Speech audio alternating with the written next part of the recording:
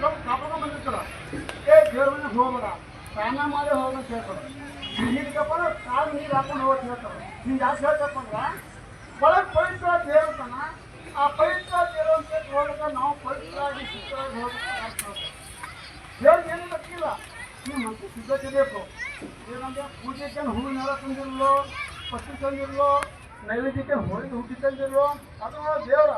ನನಗೆ ಆ ಪ್ರೀತಿ ಆಗಿಲ್ಲೋ ನನಗೆ ಆ ಭಕ್ತಿ ಇಟ್ಟಿರುವಂಥ ದೇವರು ಪರಮಾತ್ಮ ಮತ್ತೇನು ಬೇಕು ದೇವರಿಗೆ ಏನು ಕೊಟ್ಟು ದೇವರಿಲ್ಲ ನಾವು ಗಂಗಾ ಜಮುನಾ ನೀರು ತಂದು ದೇವ್ರಿಗೆ ಹಾಕಿದ್ರಪ್ಪ ಅಂದ್ರೆ ಆ ನೀರು ಯಾರು ದೇವ್ರೆ ಈಗ ನಾವು ಗಿಡ ಹೂವು ಪತ್ತಿ ತಂದು ದೇವ್ರಿಗೆ ಏರಿಸ್ತೇವೆ ಆ ಗಿಡ ಯಾರು ಹೂವು ಯಾರು ಪತ್ತಿ ಯಾರು ಅದು ದೇವ್ರೆ ಈ ದೇವ್ರಿಗೆ ಹೋಳಿಗೆ ಹೊತ್ತಿ ಹಣ್ಣು ಹಂಪು ನೈವೇದ್ಯ ಮಾಡ್ತೇವೆ ಆ ಹಣ್ಣಾದ್ರು ಹಂಪು ನೈವೇದ್ಯ ಯಾರು ಅದು ದೇವ್ರೆ ಎಲ್ಲರೂ ದೇವ್ರ ರೀತಿನಾಗ ನಮ್ಮದಂತ ತಿಳಿಸಿ ನಮ್ಮಂತ ಮನಸ್ಸನ್ನ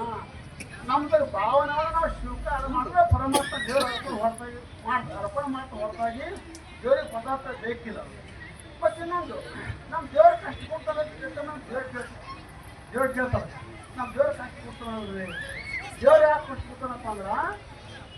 ದೇವ್ರನಪ್ಪ ಹೆಂಡ ಕೊಟ್ಟನ ಮಕ್ಕಳು ಕೊಟ್ಟನ ಹೊಲ ಕೊಟ್ಟನ ಮನೆ ಕೊಟ್ಟನ ಬೆಳೆದಂಗಾರ ಎಲ್ಲ ವಸ್ತು ಕೊಟ್ಟ ದೇವ್ರು ನಾವು ಅದ್ರಾಗೆ ಬಿದ್ದೆವು ದೇವ್ರ ಕಡೆ ಮುಖ್ಯ ನಮ್ಮದು ನಾವು ದೇವ್ರ ಧ್ಯಾನ ಮಾಡಂಗಿಲ್ಲ ನಾವು ಸಂಸಾರದಾಗಿನ ಮತ್ತೆ ಹೋಗ್ಬಿಟ್ಟೆವು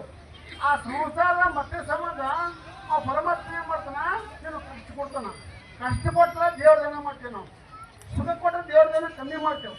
ಯಾವಾಗ ದೇವ್ರ ಕಷ್ಟ ಕೊಟ್ಟನಪ್ಪ ಅಂದ್ರೆ ಶಿವ ಪರಮಾತ್ಮ ಎಲ್ಲಮ್ಮೆ ದೇವಿ ಶಂಕರ ಭಗವಂತ ಧ್ಯಾನ ಮಾಡ್ತಿರ್ತೀವಿ ನಾವು ಅವ ಕಷ್ಟ ಪಡಿಕೊಂಡು ಧ್ಯಾನ ಮಾಡಲ್ಲ ನಾವು ಅವಾಗ ಏನ ಮಾಡ್ತಾನ ಇವನು ನನ್ನ ಕಡೆ ಮುಖ ಆಗಲಿ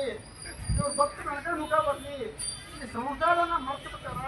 ಈ ಮಕ್ಕಳ ಸಂಬಂಧ ಕಷ್ಟ ಕೊಟ್ಟು ನನ್ನ ಕಡೆ ಬರ್ಕೊಂತ ಕಷ್ಟ ಕೊಡ್ತಾನ ಹಿಂಗೇನಪ್ಪ ದೊಡ್ಡ ಶ್ರೀಮಂತ ಅಂತ ಉಳಿ ದೊಡ್ಡ ಶ್ರೀಮಂತ